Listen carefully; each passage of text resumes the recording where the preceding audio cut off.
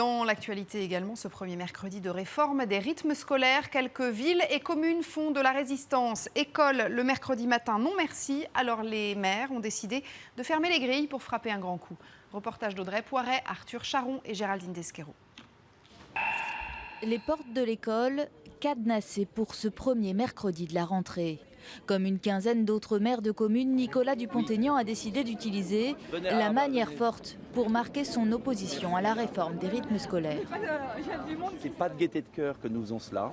Personne ne peut accepter de mettre les enfants en danger parce qu'un gouvernement décide de privatiser l'école.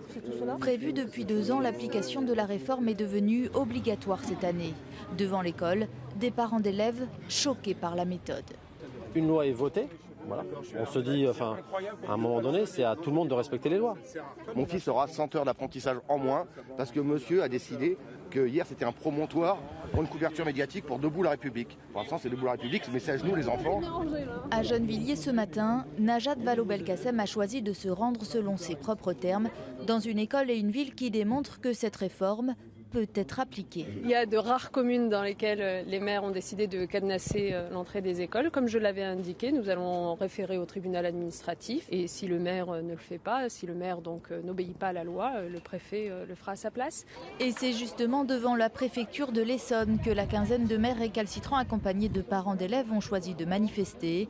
Le tribunal administratif dispose à présent de 48 heures pour se prononcer sur ce référé.